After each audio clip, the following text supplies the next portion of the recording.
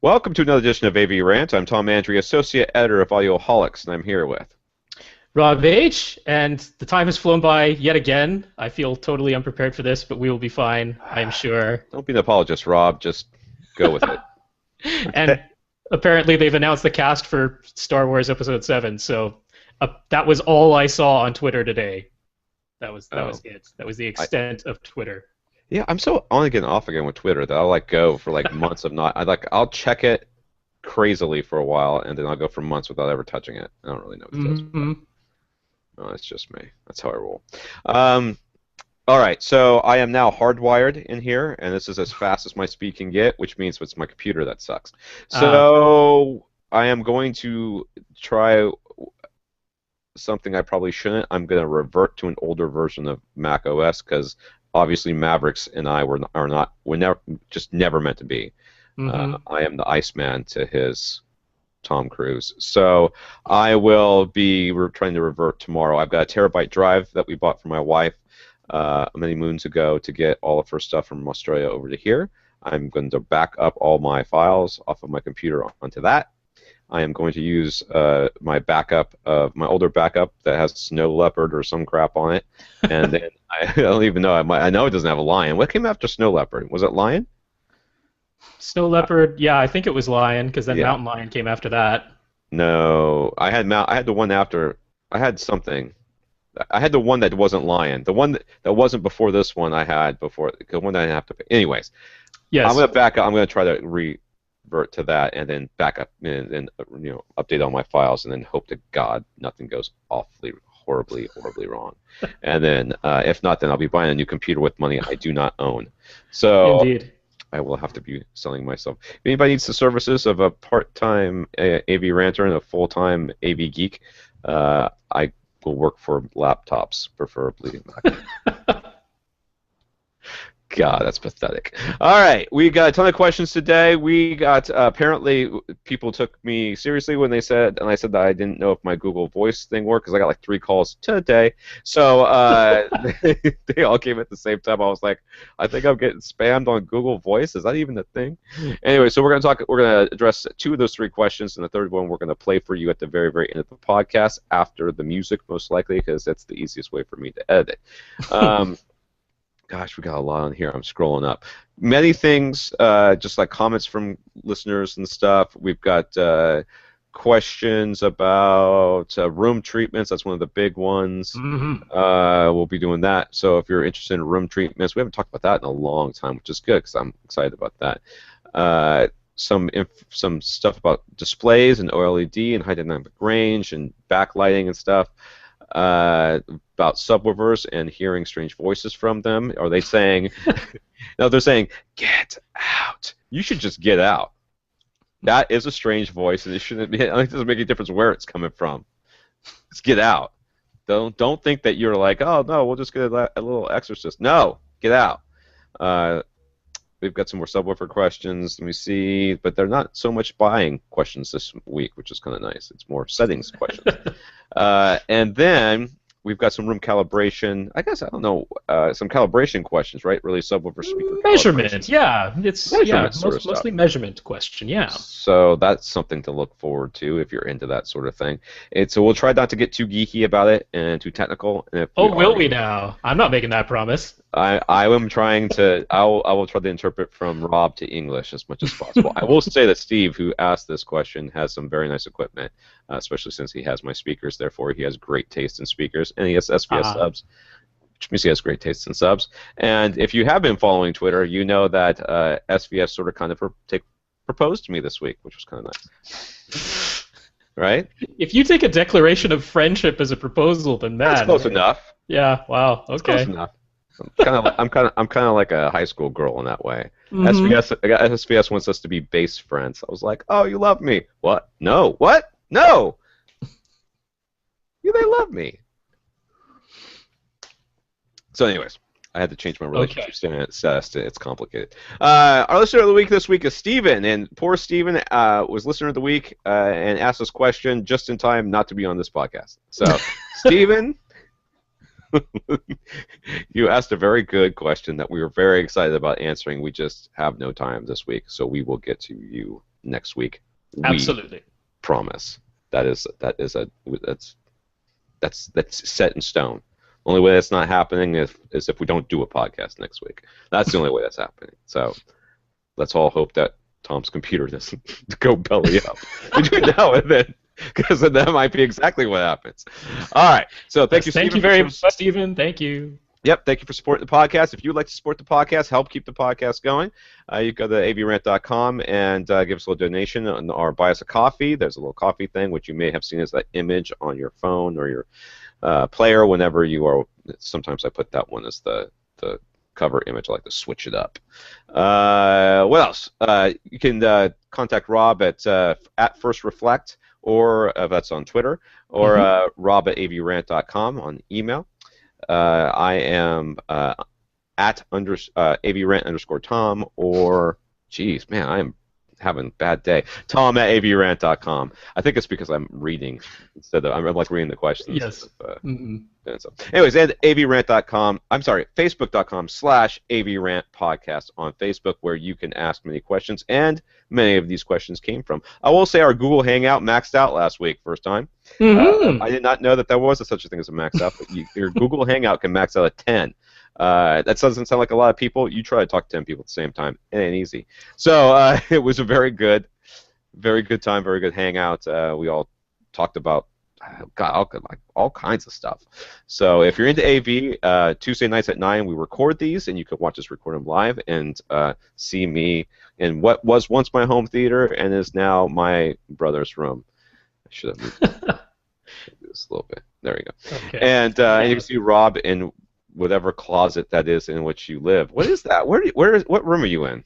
This is my bedroom that we're in right now, because my whole place is still a shambles. I've gotten to the point where I have so much stuff that I'm like moving it around like Tetris blocks, just to, I have to like move everything into one room so I can clean another room and set things up there and then move everything back. So yeah, I pretty much just shift stuff around and never actually really enjoy anything.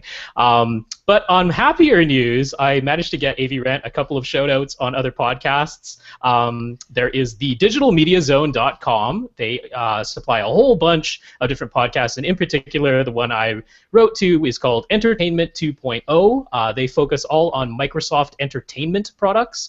So I was asking them about JRiver, because I still haven't been able to really get into it, and they haven't talked about it much. So they're looking into it for us. So anyone who's interested in Media Center and JRiver in particular, maybe have a listen to the Entertainment 2.0 podcast. I will return the favor for them being kind enough to mention us. Oh, they did.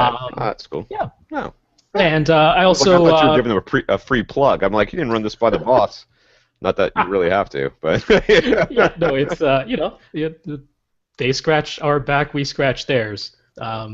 Works out nicely. Podcasters have to support each other. And I also really enjoy another podcast. It's just called Assemble After Dark. You can find them assembleafterdark.com. Mostly focused on comic books, but they go into all things, movies and TV and stuff too. So really like them. Wrote to them. They gave us a shout out too. So returning the favor. Sweet. It's fun. We'll put them in the show notes someplace or something. Yeah, of course. Or on Facebook or something. So, yes. Yeah. Speaking of movies, though, my parents bought my kids Frozen. Have you seen that movie? I haven't seen it yet. Oh, my God. It is like the most amazing movie I think I've ever seen. I know it's supposed to be like this little Disney chick flick, princess movie. I'm like, I've watched it, like, of course I have kids, so they watch it. They want to watch it all the time. But my son was sick, and he watched it like 3 times in one day, and I was like, I'm not doing work today. I'm just going to sing these songs with my son. Amazing movie. That's my recommendation for this week. We better start with recommendations because we never get to them. You have one. What's your recommendation? Oh, yeah. Well, I kind of was going to tie this in because we're going to All right, then tie it in. Let's see if that works out for us. All right. So we had a couple of call-in questions. Normally I would play these in the podcast, but because we're recording this, the video and stuff like that, and I haven't. There's a way to mix it in live on Google Plus as it goes through. But what you can't do is you can't take a video that's already done, take it off, get it back from YouTube, edit it, and then re-upload it to YouTube. They do not let you do that. I guess I could somehow, I don't know how to even get it down. I could get it back from YouTube, edit it, and then delete the old one and put a new one up, but I'm not going to do that. So instead, what I'm going to do is we're just going to answer 2 of these questions and describe to you the question as they came in. And the last one was a suggestion from a listener who will remain nameless because he didn't give us his name, about a remote control app, which for Android, which will be after the music most likely. So if you are looking for a remote control app that is an alternative to, what was the other one called? It was called. We were recommending D-Remote, although should be mentioned that's only for iOS and only for Denon and Rant's receivers. Yes. But yeah, this person who did not leave his name on the voicemail, it piqued his interest, but he uses Android and other brands, so there it is. There you go. So listen after the music at the end for that. But okay, so Jack. He called us and left us on our apparently still functioning Google voicemail. He's got an Outlaw. Is the LFM1 is the one it's he the has? LFM1, yes, which is a discontinued model, and that's why he's sort of asking. So he wants to get a second subwoofer because, of course, he wants to get. You listen to this podcast long enough, it's peer pressure. But he wants to get a second subwoofer, and he wants to get the newer one, right? The one that they're now currently selling. Sure. And what's our recommendation on that, Rob?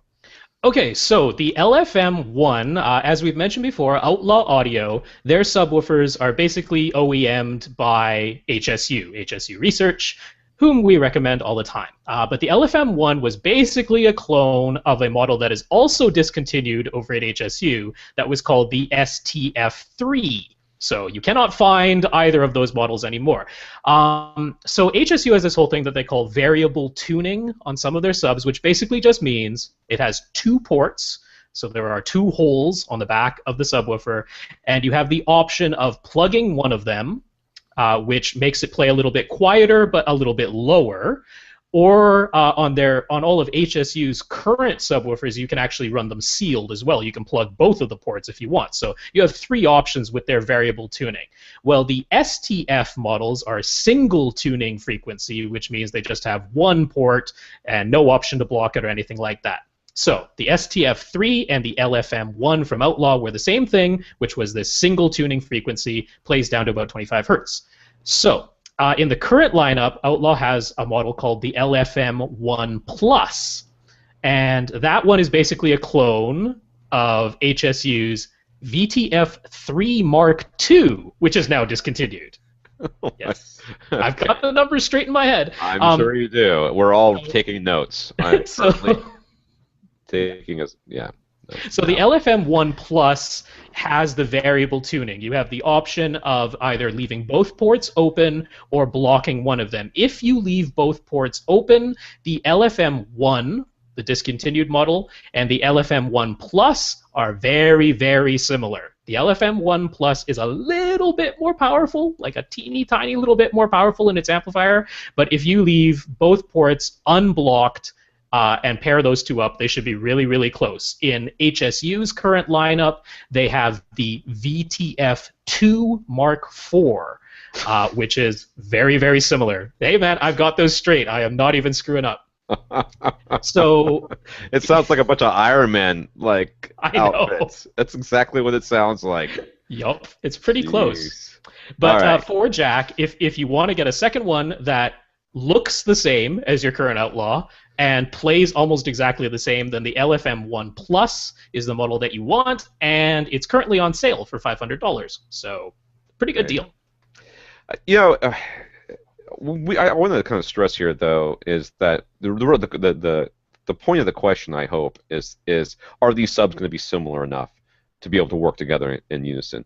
And with subwoofers, what you're really looking at is you just can't have a mismatch of power or depth or specifications. You cannot get a $100 sub off of Amazon that you thought was a good deal because it had great reviews and it was your first sub. And you thought it was great and it made all sorts of neat noises, some of which actually were supposed to happen. And then go and buy an SVS sub and say, can I put them in the same room? We're going to say no. But if you're talking like just minor differences or both play clean but one plays lower, we're going to say it's okay, because what you're looking for is the ability, is you don't want one to mess up the sound for the entire room. And a bad sub will do that, whereas two good subs, even if one has better extension or one can be louder or one has, different ports or whatever, generally speaking, if they're both good, they'll play nice and you'll be fine. Rob, I think you muted your mic when you took your drink, and now we can't hear you. Well, there we go. I was like, it happens. I wonder if that was a Google Plus thing. I will say that the Boom Pro mics for the V-Moda headphones that we use, the Boom Pro mics, the little mute button is fantastic. It has saved me so many times when I've had like coughing fits or sneezing fits, but I have managed not to do it during a podcast, but during the Google Hangouts, I'm constantly leaving it on mute. So you were saying, I hope, agreeing with me. I was going to mention that, yeah, as we've mentioned before, it's rare the occasion when you push a subwoofer right up to its limits, to the point that it's actually bottoming out or starting to distort audibly and that. So, yeah, by and large, as long as they're pretty close in performance, it's really not a problem to pair them up, and that would absolutely be the case with the LFM1 and the LFM1 Plus. They're really close to each other. I mean, in that case too, as long as you're in the same size room. I mean, if you had like an SPS sub, like a $500, $600 SPS sub, and you went and bought yourself a $10,000 Gotham. You would say the Gotham is so much better than the SPS. It is, but in your same size room where the SPS wasn't bottoming out to begin with, I would say go ahead and leave them in the same room. Yes, there's a huge disparity in price and performance. There's no doubt about that, but that's not the point. The point is that the SPS is not going to mess up the Gotham, other than the fact that everybody's going to go, well, you got a water cooler over here and something that looks like it might actually stand up, transform into a robot, and try to kill us all. Man, I love those things. Those things are crazy. Anyways, okay, so let's go on. Dwayne called us, left us a very nice message, and he also emailed us on top of it. Rob asked him for some clarifications, but he didn't get back to some time, so we're going to make a bunch of assumptions instead. Yeah, that was all within like half an hour, so I don't exactly blame him for not having... Oh, no, there's no blame here. It's just that, this is a podcast. We podcast when we podcast. Dwayne wants a suggestion on $500 towers, which is, it's like asking for a $12,000 sports car. It's like, yeah, technically you can find one, but sports will be in quotes. There's not a lot of options out here for $500 towers, and Rob's first question, which was funny because when he asked it, I knew exactly what he was saying. He said, how much wiggle room is in this budget? Is $500 like hard, fast, like I've got a $500 bill, or five $100 bills, and $500 bill, dude, you have another problem. But five $100 bills, and this is what I can spend, and that's it. If that's the case, well, that really limits your options. But if you can you stretch it to maybe $700? Because if you can stretch it to $700, you can get the EMP Tech speakers, and their tower speakers only sell one. Their tower speakers are like, I looked it up. It was shipping it, and I think it's free shipping. They're $695, and that's tax and everything to your door. So our suggestion is to save $200 extra. But if it's hard and fast, $500, you're very limited. I checked out. We both did, but we checked out Boston Acoustics. Doesn't really have anything. They're selling everything per each. CAF doesn't really have anything, selling everything each. You might find a deal here or there. So if you can find a deal on one of their speakers, those would be good options. I didn't really look at Polk, or Infinity or anything like that. A lot of those speakers at the lower end they're at the lower end for a reason. They're not selling to people who care that much about music generally. They're trying to get as much bass as possible out of them. Right. Yeah, I mean, Dwayne asked specifically about Polk because he actually already has a Polk brand center speaker. Yeah. I mean, yeah, I don't want to badmouth Polk because Polk certainly has their fans as well. It's just, I mean, I've owned Polk in the past. I've listened to most of the models that you can find just like in your local Best Buy and that recently, and it's a similar feeling I have now to what I had then. They're fine, but there's some detail missing, and That's just basic. I mean, I'll put it at that. They wouldn't be my top choice. I want to be honest, So I'm just like, again, it's not like I'm going to scream at anybody who bought them and thinks they sound great. But they wouldn't be at the top of my recommended list, is all. Yeah, I haven't been super impressed with them either, and I think that my impression of them generally comes from sort of a price comparison thing. And when you can Yeah. go to online kind of companies like EMP Tech or others, and Boston Acoustics, I think they make some pretty decent speakers. Even the ones Oh, I yeah. don't like, I don't hate. I usually don't like the way they look more often Mhm. than not. But they make decent speakers. I've just am never really gone, oh, those are definitely worth that. I always think that you need to find them on sale. And if you can find them on sale, Sure. then I'm all for it. But Fluence would be your Yeah. probably your only real bet here, that from a standpoint of just straight MSRP without a deal and without $200 extra in your pocket to get EMP Tech. You are going to have to go with Fluence, and that is what is that you had on the tip of your tongue, but I had to Yeah, look there's at it. the XL7F are exactly $500 a pair, and they Yeah. do have free shipping. So that is right bang on to the budget. And I mean, Audioholics reviewed them. They gave them a quite positive review, but you have to be aware that they do actually dip pretty darn low in their impedance, just at some certain specific frequencies in the range. So it's not like it's the entire time. But if the whole plan is to just use these towers by themselves, no subwoofer, run them full range, and I'm not sure, that's something I asked Wayne, but if that's the plan, you got to be a little bit careful, because if you're also matching these up with an inexpensive receiver, you might run into that problem where low impedance and a not terribly powerful receiver trying to power them gets a little bit dicey there Yeah, sometimes. I tell you what, So at the very least, if that's the case, Twain, what you want to do is make sure that you're get yourself into a nice listening session, like long listening session, and spend every 5-10 minutes getting up and feeling your receiver.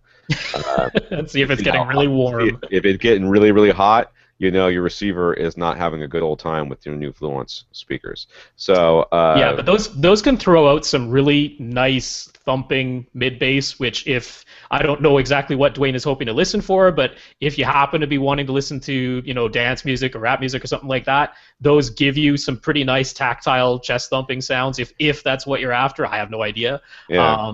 For So that's one $500 I though, can it say. really makes a lot Yeah. more sense to me, because there's almost no point to towers. Most of the time when I see somebody getting towers, and they're looking for cheap price points, what they're looking for is either as much bass as they can possibly get, in which Hmm. case they should just get a subwoofer and stop, or they're trying to get something that they feel is more stable because they have a dog with a big tail, or they have Hmm. kids, or something like that. And at the $500 price point, it makes a heck of a lot more sense to buy a decent pair of bookshelves, which you can definitely find for $500, and get Hmm. some stands that you're comfortable with. I mean, you can make your own stands or whatever. There's also, I know you've got a recommendation, Rob, for a standard speaker.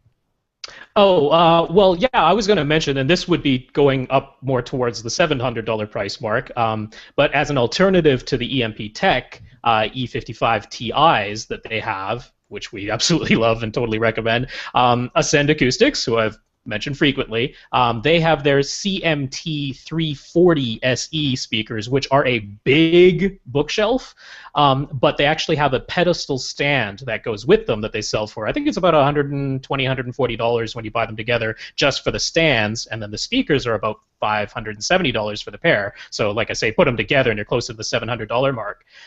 But those pedestal stands and the CMT 340 speakers, they can actually lock together with a bracket. They end up looking exactly like towers. And those pedestal stands are hollow so that you can fill them with sand, or what actually Dave Fabricant over at Ascend recommends is clumping kitty litter. Obviously, put it into a plastic bag so that it's not potentially spilling all over the place. But he recommends the clumping kitty litter as a weight, because if there's any moisture that happens to get inside, it will suck up that moisture and prevent any sort of problem in that regard. So once you fill a stand like that with any sort of weight, they become really, really stable. There's like all A these lot to knock 'em over. vinyl covered balls too. They're like Hmm. they're ball bearings that have been covered in vinyl that you can buy that you can put in stuff like that. Yeah, it's Probably just end up weight. costing you.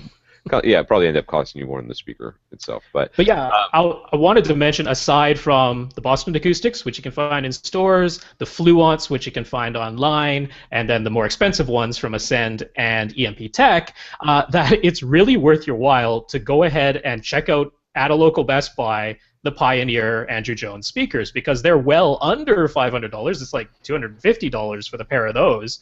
But honestly, they're really, really good sounding, and they're the type of sound quality where going from them to what you can find for exactly $500 or less, not that big of a difference.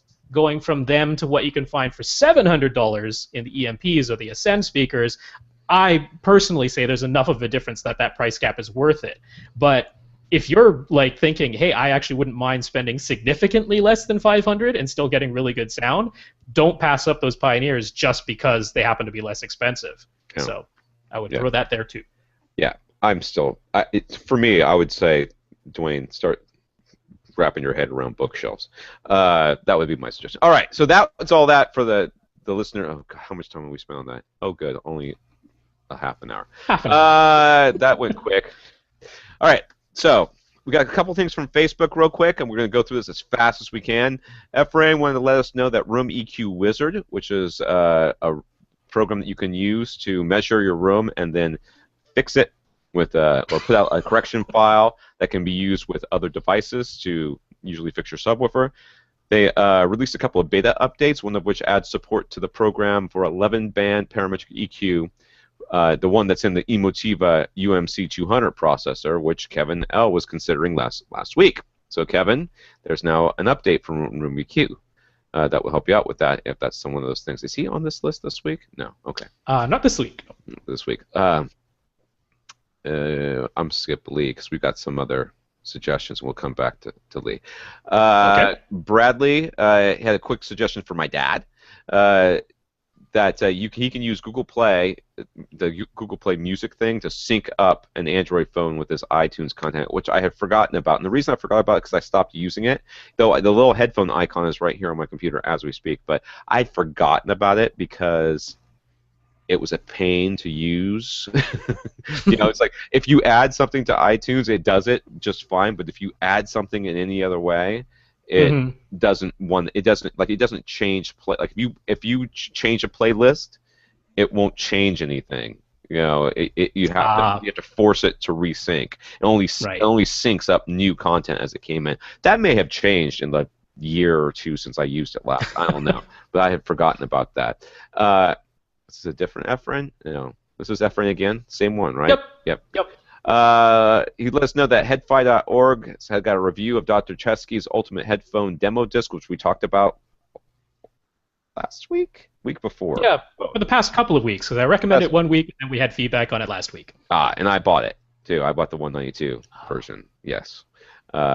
So there's that, which has a video in it with some samples of the tracks, which are not available as free samples from HD tracks. They also have some links to a video review of his previous binaural album, as well as a discount code offer, which I could have used when I was buying mine. So we'll put the link up for this over on Facebook and in the show notes. But yeah, Tom was saying last week it's nice to be able to go over the HD tracks version and just get some samples before you decide to buy.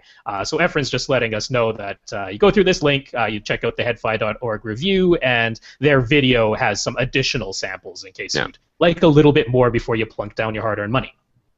He also wanted to recommend the Razer Surround software for Windows that lets you personalize a headphone surround output from your PC. So that's at www.razorzone.com/surround. It's free until June 30th.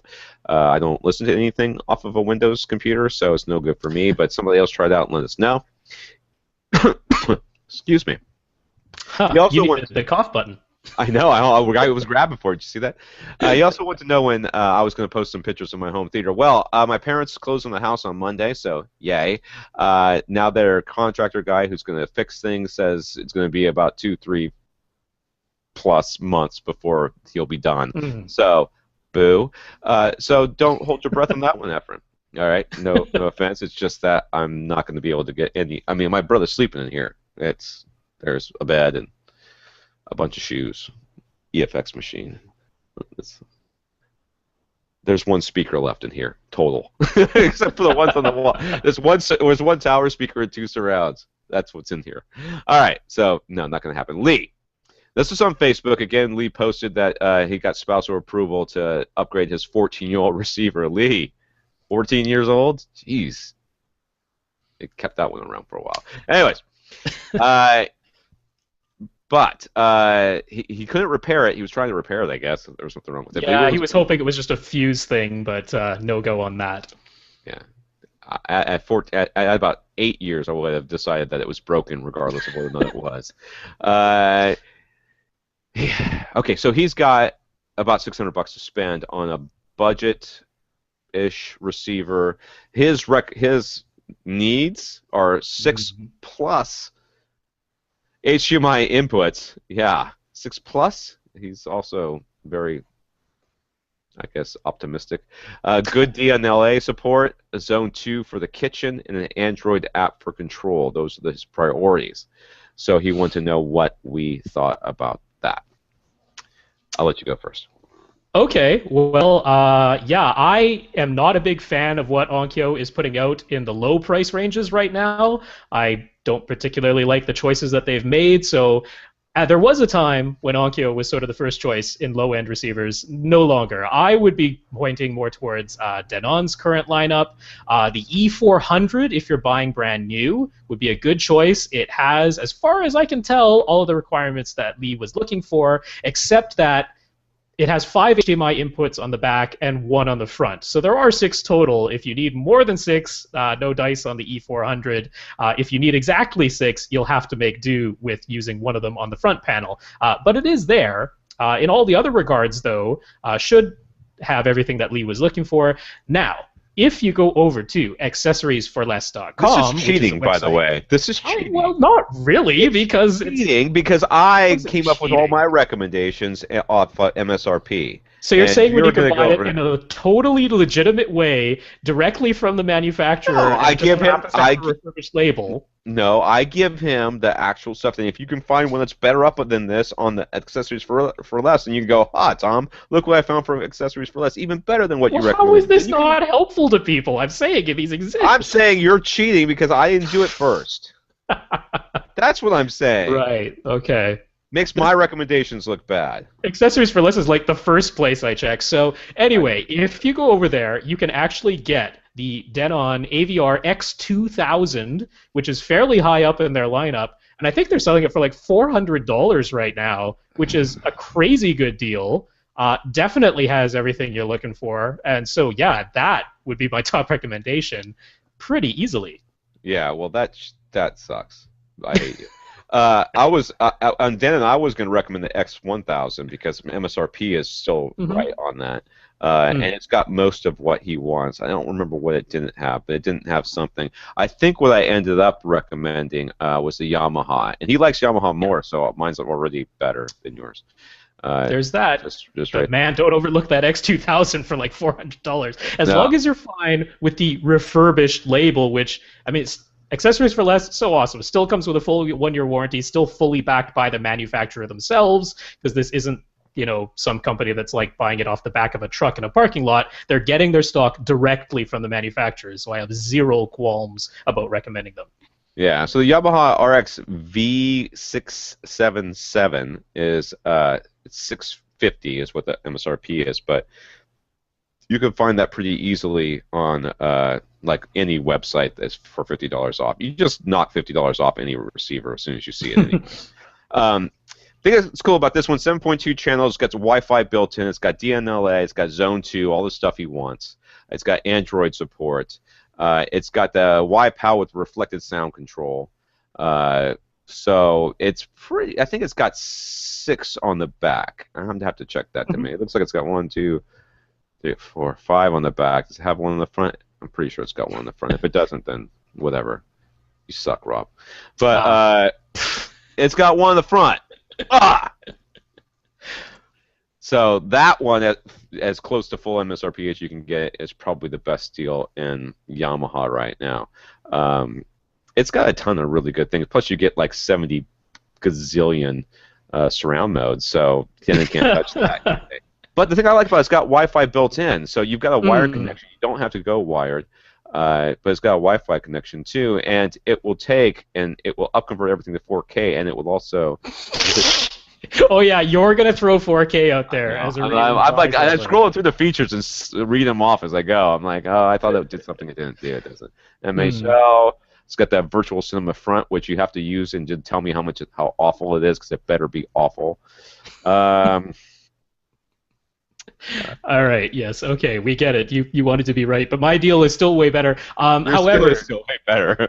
I wanted to talk about the whole Zone 2 thing just a little bit because this was 1 or 2 weeks ago where we were actually talking about Zone 2 and the problem where if you plug in your device using an HDMI cable, the vast majority of receivers will not translate that into something that will go out of the Zone 2 pre-outs. The Zone 2 pre-outs tend to be just your regular red and white analog stereo outputs, which means there would have to be a decoder and a DAC built into the receiver specifically for the Zone 2, and that is mostly foregone. So if you want to use Zone 2... It was never. Yeah. It wasn't foregone. They gave it up for Lent and forgot to take it back on. No, it's never. They've never had that. They've never had Right.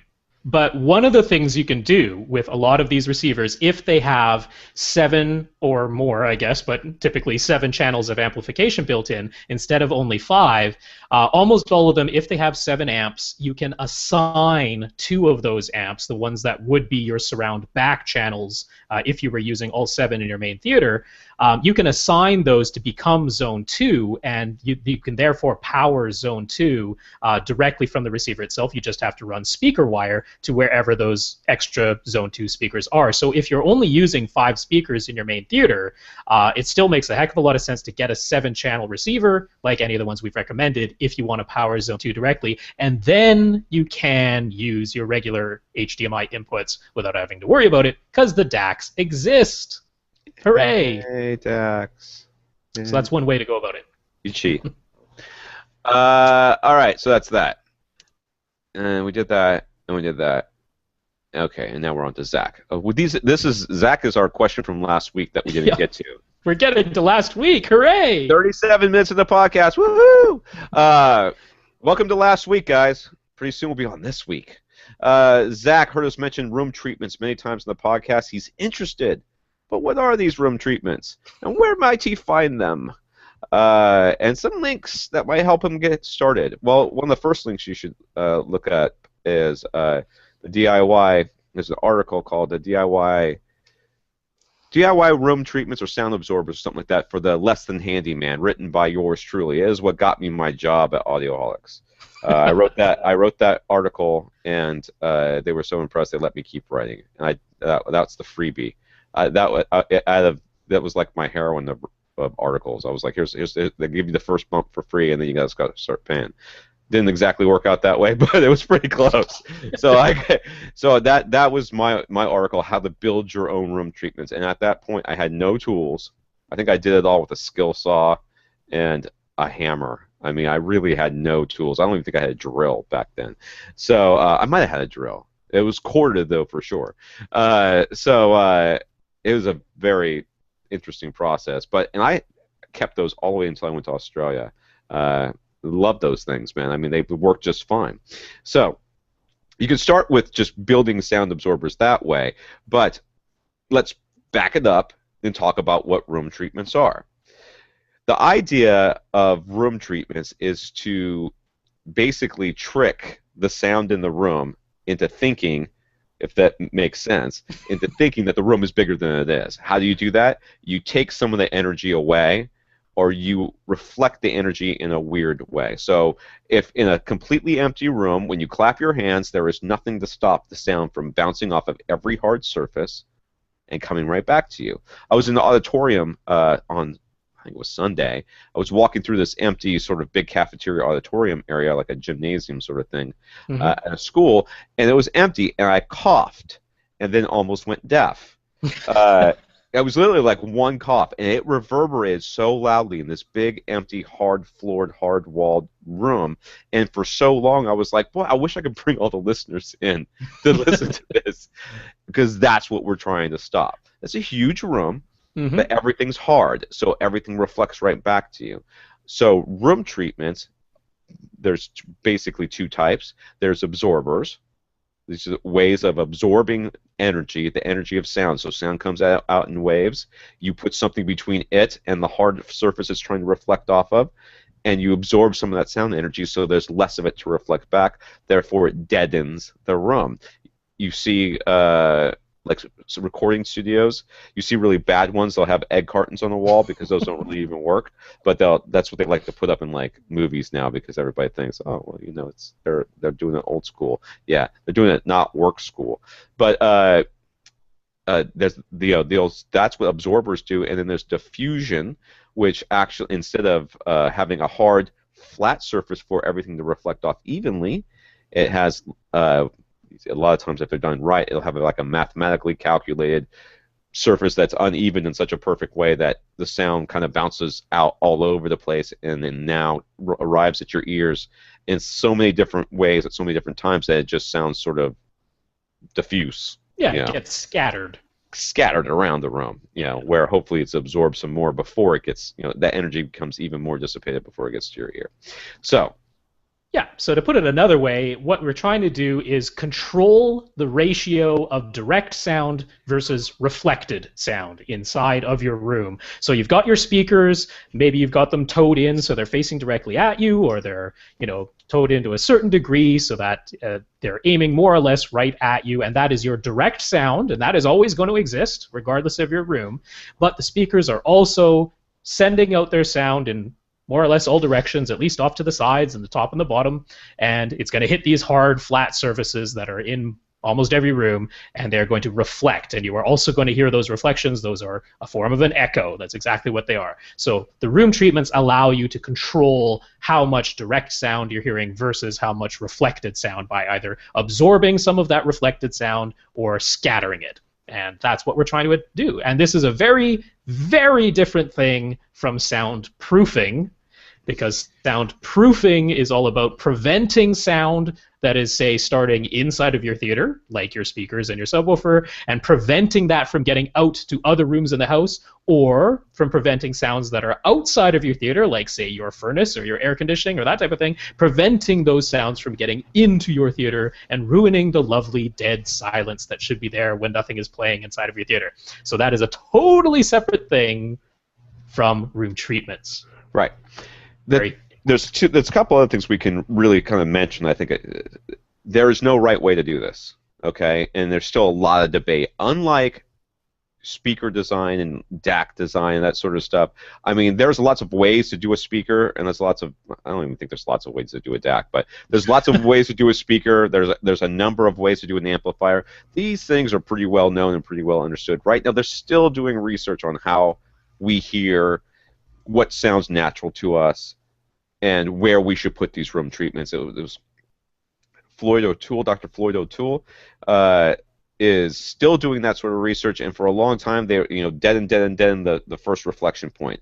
The first reflection point is the point where if you slide a mirror down your wall from where you're sitting, if you're sitting in your seat, and somebody takes a mirror down the wall and runs it along the wall until you can see your speaker in that mirror, that is the first reflection point.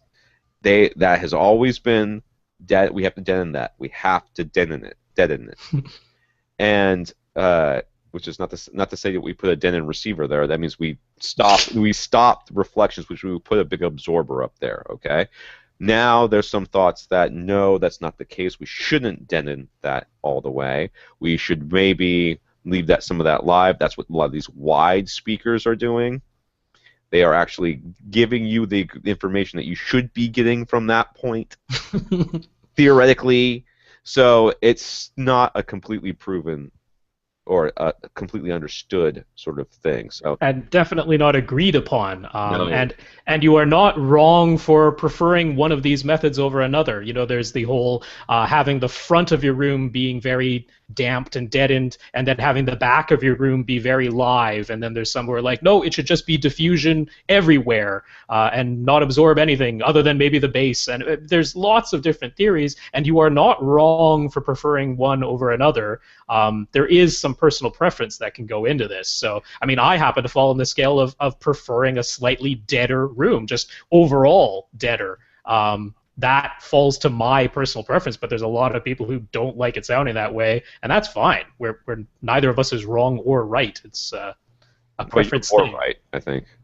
Because I agree with you. I'm hearing more direct sound than reflected sound is all that means. Well, you have so many speakers too that makes a lot more sense do. for you than it does for other people who maybe only have 5, like say me. But yeah, okay. So room treatments, you want to start with absorption. Don't that's generally speaking, that's a good idea. You want to start with absorption. You generally want to start. I don't care what they're saying these days. You want to start your first reflection points. You want to put a couple of panels on your back wall to stop any slap echoes that might be happening. A couple of panels on your front wall, if you can, to stop any slap echoes that might be happening from that direction. Corners are important to put some absorption in there. But you're not trying to take your entire room and line it with this absorptive material. Okay, that's not what you're trying to do. What you're trying to do is put little panels here and there where things are reflecting or likely to reflect, and then leave other parts open where some reflections can happen to make the room not sound like your ears need to pop, which is what happens in an anechoic chamber.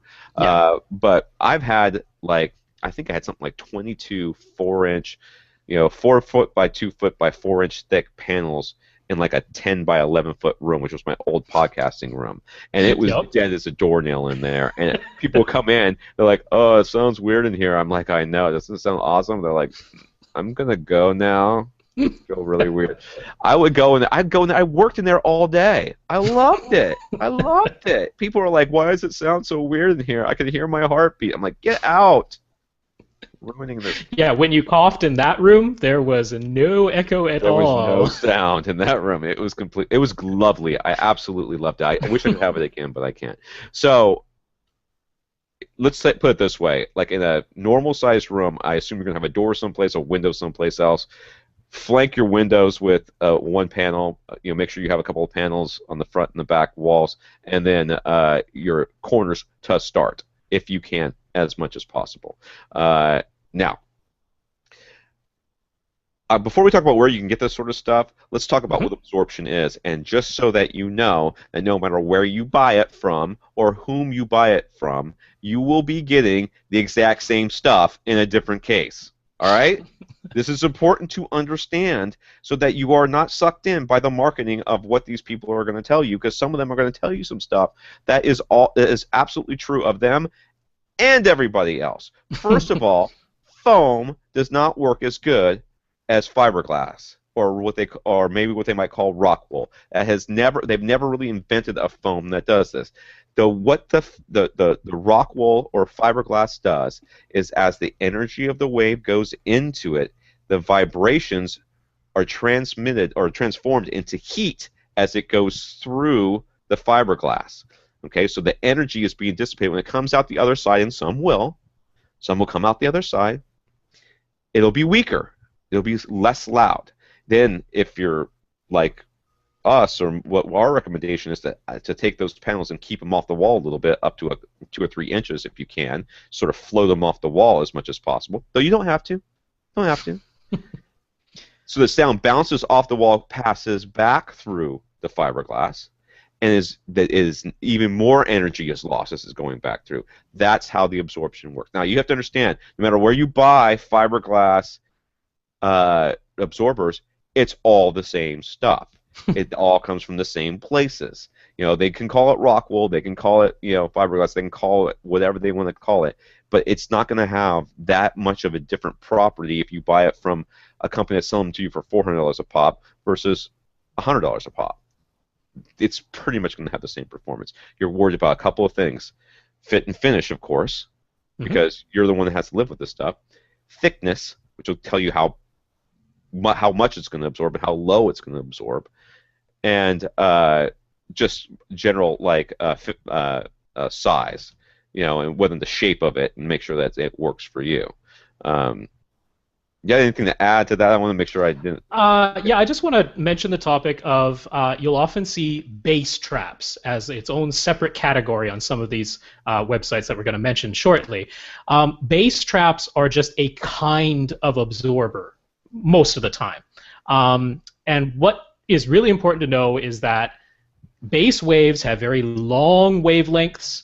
In order to have effective absorption of long wavelengths, you need a very thick panel.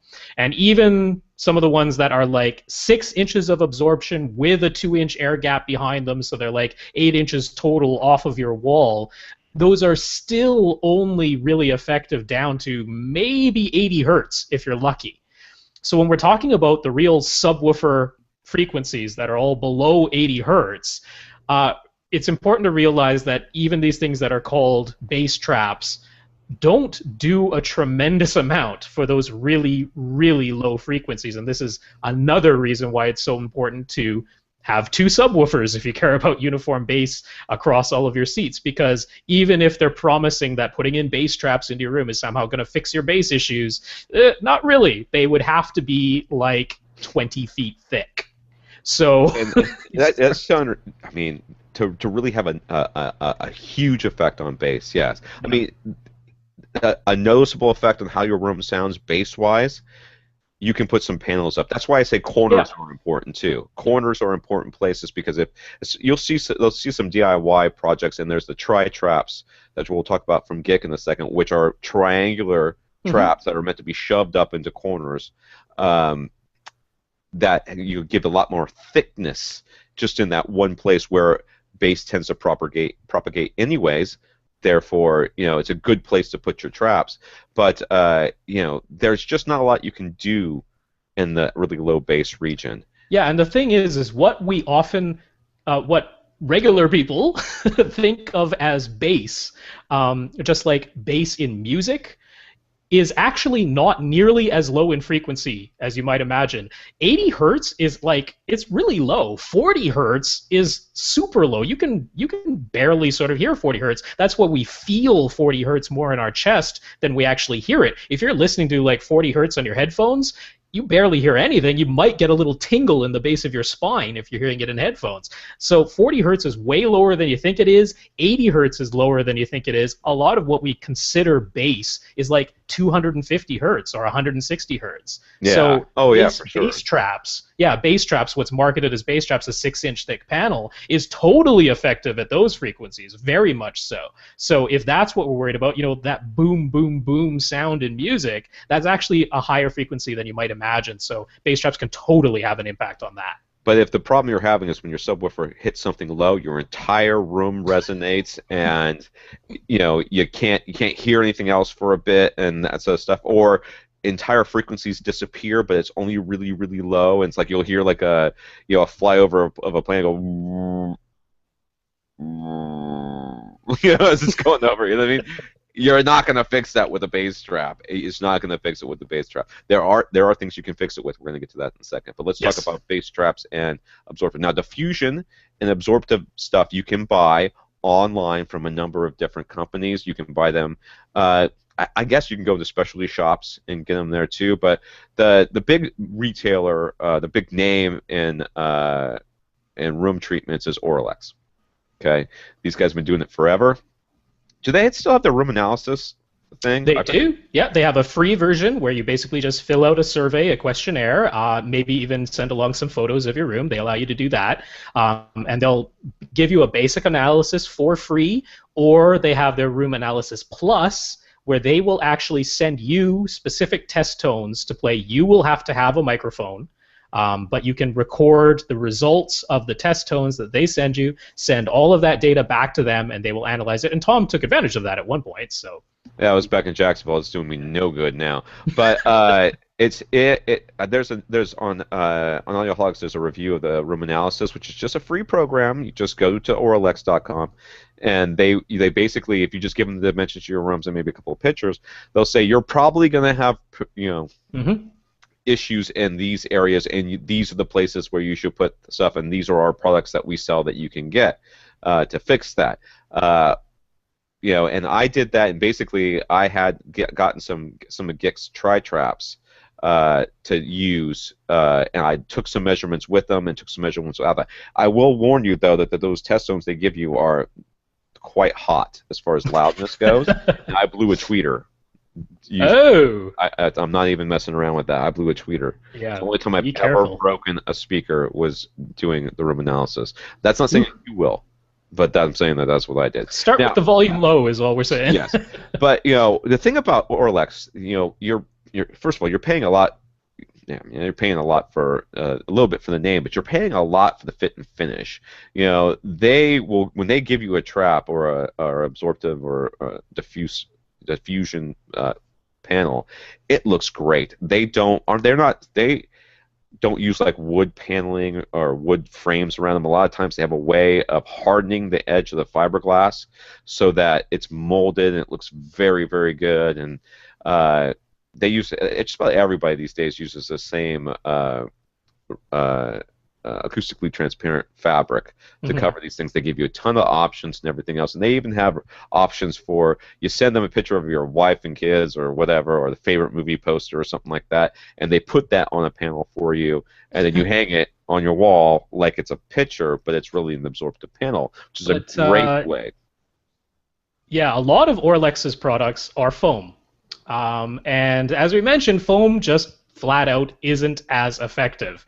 And so you have to be a little bit cautious there. Personally, I think if you're paying full retail for their foam products, that it's not really the best deal. No, but they have a lot of fiberglass products as well. They do as well, yeah. So it's not just one size fits all here. We do want to caution people that there are better choices even out of one particular brand. But overall, certainly Orlex has a lot of great info on their website. I'll post a link at Facebook and in the show notes to their website. And one thing you can click on is their Acoustics 101 and their Acoustics University. The Acoustics 101 has a lot of really good information if you want to read through all the articles that are there, and they go into soundproofing and construction, which, like I say, is a totally separate thing from just room acoustics inside of your room. But the Orlex University, the Acoustics University that they have, actually has a bunch of audio files that you can listen to that show a before and after result of what the room treatments have done. So that can be really good just to get an idea of, okay, what does a whole bunch of absorption do? What does a whole bunch of bass traps do? What does a whole bunch of diffusion do to the sound, just as an example to give you an idea. Right. Then online, if you're looking for somebody to make some traps for you, there's the two popular ones are Real Traps, which is just realtraps.com, or Gick Acoustics, G-I-K Acoustics. .com. The thing I like about Gick more than anything, I mean, first of all, they're cheap. They're very, very cheap. They're insanely cheap. It's almost cheaper to have them do it for you than to do it yourself. Yeah, you're not saving a whole bunch of money even doing it yourself. Yeah. A little bit, but yeah. Yeah, but Gick, you can actually order the raw materials and do it yourself if you'd like to. There is, and now I can't remember the name of the company off the top of my head, but what you're looking for is any sort of insulation company, like a large, retail. Not you're not going to find this stuff. Is the one that everybody uses. Yeah, I know, but you can't generally buy it direct from them. What you need is a company that buys from them and will sell you a box, which I found in Jacksonville, and you can look in my DIY sound absorber for the Less Than Handyman article. I tell you which one it is and how I found it, so you can look that up. But generally, what you're looking for is some sort of insulation company that will sell you a box, and a box, depending on the size of the box, the number of panels, the number of sheets that are in there, I think it was like $100 for a box or something. So we're going to be, you can do that and then make your own. I know people have done it. If you've got really what you need to do this right, you need like a miter saw so that you can get a nice edge, a router, or you have to buy the already pre-rounded stuff to make something that looks like a frame, and then just some speaker grill fabric. And what I did is I built the frames so they exactly fit the fiberglass, and then shoved the fiberglass in there nice and tight, and then wrapped it in fabric, and then used just a hand stapler and stapled it to the frame, which I had already put together. You do that, and it's going to look pretty professional. But I'm just telling you, you can pretty much get GIK to do it for a little bit Yeah, more. so I really want to talk about GIK because they are absolutely my go-to for anything to do with room treatments, as well as awesome, awesome information throughout their website. So GIK also does a free room analysis. Again, you just fill out a questionnaire, a survey, give them some info, send them some pictures, and they will write back to you with some just basic suggestions. That's all for free, so no reason not to take advantage of that. But they have a lot of really great articles on their website. They also have videos and tutorials with explanations there. And most of all, GIK just has every form of room treatment that you can possibly imagine. They have every form of absorption, base trap, diffusers, a mix where you have an absorption panel with a diffusion grid on top of it in case you want a little bit of both. And one thing we haven't mentioned yet, which is a tuned resonator base trap. Now, I was when we're staying away talking from that about, one. well, I was it's a staying little away from that tricky. one for now. Yeah, because it gets tricky. But go Yeah, on, that's but fine. but when we're talking about these very low frequencies, below 80 hertz, where a regular absorption panel just isn't terribly effective, if you have one particular frequency, say 65 hertz or something like that, that is just giving you a real problem in your room, and that happens frequently, where it's just the natural resonant frequency of your room, it really is only that one frequency, and it's way down low. GIK has a product called the Scopus tuned bass traps. These are not small by any means. These can be like up to a foot thick, but they are actually a membrane that works back and forth and counteracts the echo inside of your room, almost like a passive speaker, a passive radiator in some sense. It's really tuned to just that one frequency, and they can build it to whatever frequency you need. So, I mean, from top to bottom, GIK has you covered, and their prices are pretty unbeatable. The thing to So remember, that's a if you big one to check decide, if out. you start thinking, hey, I've got a problem in, this frequency range, I know it's there, I've measured it, know it's there, I would still be very hesitant to start getting tuned bass straps, these resonators. This is pretty high level room acoustic stuff, Yeah. and I would seriously consider playing with placement and seating and location of subs and that sort of stuff before I would ever do this, because once you do this, you could really make things. You could spend a lot of money to make things a lot worse. So I would be very hesitant. The thing to remember, I want to remind people too that sound does not have a brain. Neither does a bass trap. A bass trap can't just absorb bass; it absorbs the whole kit and caboodle. All right, it just goes lower, and that's why they call it a bass trap. But the fact is that it absorbs all those frequencies. So yes, okay, I've got some normal absorbers here, but these are bass traps, so they only absorb bass. No, they absorb everything. That's why your room's getting deader and deader and deader and deader and deader, and pretty soon you're also wondering why you have to turn the volume up more. More of the energy is being lost into heat into these sound absorbers, okay? So you're having to turn your speakers up a little bit more to get the same relative volume to your ear. You're going to put more. You might now find that your amplifier is getting hot, or that your speakers are starting to clip, or you're starting to hear some more distortion. This can all happen by having too much absorption. And you're like, I never had these problems before I put these stupid panels up. That's right. You never did. You have now required that your speakers put out more energy to give you the same volume. That is one of the dangers of doing this. But the upside is that it sounds clearer, the imaging's better, the soundstage is wider, there's less distortion, there's less confusion at your ear, everything should sound better overall, and this will make more of a difference most of the time than buying better speakers.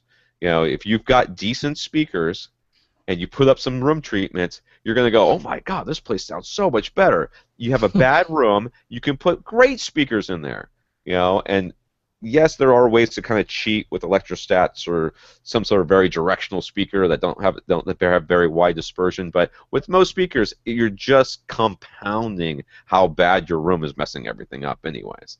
So So just real quick, a couple of other places that we'll put in the links. One I didn't actually put in this list, but I'll mention them is Acoustamac, acoustamac.com. They don't really have a whole lot of educational info on their site, but they're another place to get inexpensive absorption panels.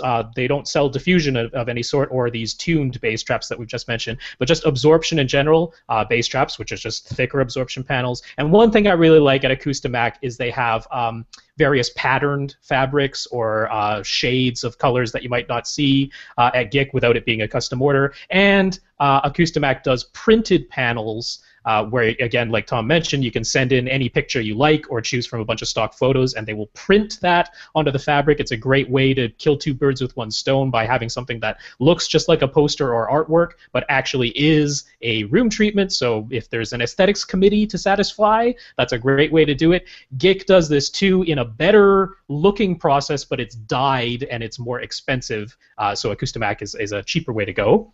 And then I'll quickly mention, we mentioned real traps. Theirs tend to be more expensive, but still very effective. And they have something they have a whole bunch of educational articles, but they have a really nice test tone CD that actually goes 1 hertz at a time. I've done this. It's excruciating to do this. It's excruciating, and it takes a long time. But if you want to really nail down where you have 1 or 2 problem frequencies in your room, there is no better way than this, because you're literally going 1 hertz at a time until you find where you've got some big peak or null. So that's a great resource. Oh man, dude!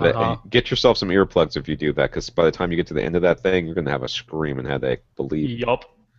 But another one is, I don't know how to pronounce it. Reeves. You say Reeves. I say Reeves. I think it looks like Rives. Rives anyway. They're a good place. They have some good resources. They also have a test tone CD that Tom really likes because it has for the Radio Shack SPL meter, which is the basic sound pressure level meter that gets recommended all the time. They have a CD that already has compensation built into the test tones for the known inaccuracies of the Radio Shack SPL meter. So the SPL meter is not a perfect microphone. It is a little inaccurate at certain frequencies, but it's known how much it's inaccurate. So they've already pre-compensated for that on the Rives, whatever they're pronounced, audio test tone CD. Very ish. Now they have every test tone twice. They have the compensated one and the flat version. So if you end up going to Cross Spectrum Labs and getting one of their calibrated mics, you won't have to worry about it. You can use the flat ones. Now, I will say they do not have a one. It's not one, 1 hertz, 2 hertz, 3 hertz, 4 hertz, all the way up to 20K. It is. I think it's like 20. I think it's 1/3 octave actually. Yeah, Radio Shack one it is. Yeah. So yeah. It's a little coarse. It's a little coarse on there, so you get sort of a general sort of sense of what your frequencies are, though. All right. Let me see. Is that everything there? Yep, it is. I thought I wanted to mention one more thing before we went on, but anyways, that's good enough. Sure, we'll remember. Oh, I did want to say for the design aesthetic committee or whatever, a good way to approach this, if you're feeling like there's no way that your spouse will be into it, is wait until you're watching something on HGTV where somebody does something with some accent colors and they paint a square on the wall. And you say, God, do you think that would look good in here if we had some sort of accent square or something? And if they even get anywhere near saying yes, you've got yourself a panel, all right? All you got to do is figure out where they want it, what size they want it, and what color they want, and you get the right fabric, and you hang that bad boy right there. Like, what the hell is that? Like, there's your accent square. Look, it even comes off when we don't want it anymore, which will be never. So that's my one suggestion. Contribution, yes. Contribution. All right, and welcome to this week. Okay, well Steve is our big topic. That is our anchor thing, and I don't. Yeah, we can't start going. I don't. We can't start going more than 2 hours. So no, that can't be a thing that happens. This is all you. Do it fast. I'm gonna sit here and drink my beer. Alrighty. So, Gary, we've been talking about OLEDs that are organic light emitting diode displays, as well as HDR, that is high dynamic range, Dolby Vision in particular, which is just one of several proposals of how we might bring high dynamic range to future televisions. So, first of all, I mentioned last week that I personally think that the high dynamic range LCD TVs that have already been announced, these are coming from Vizio, Sharp, and TCL, that they have a chance of looking not just as good as current OLED displays, but possibly even a little bit better. And he was a little iffy on that because he's been looking at an OLED display and he's like, I have never seen black as this. He had a Kuro. I've had a Kuro. We always laud the Kuro for its black levels. That was a plasma display. Kuro has nothing on OLED because OLED can get genuinely completely black. And so he's wondering, can any LCD even do that? Well, as we mentioned, all of these high dynamic range LCDs are coming with something called full array local dimming, which just means there's a whole bunch of little backlights back there that can be individually dimmed, and so they can also produce true black. So, long answer, we'll have to wait and see.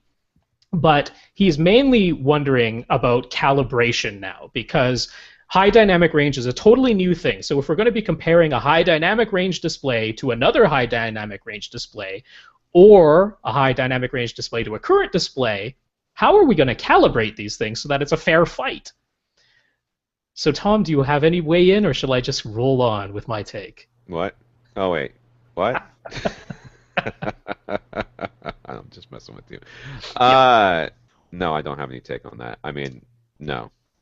Okay. I try not to calibrate displays anymore. It's just, I swear. To me, I know some people really get into it, but to me, it's like, just do your black levels and just don't worry about it. I see. Well, I'm not quite of that same opinion, but again, we have to wait until these high dynamic range displays even hit the market before we can know for sure. But I am hopeful that Dolby Vision or something very similar to Dolby Vision's plan is the way that this all plays out.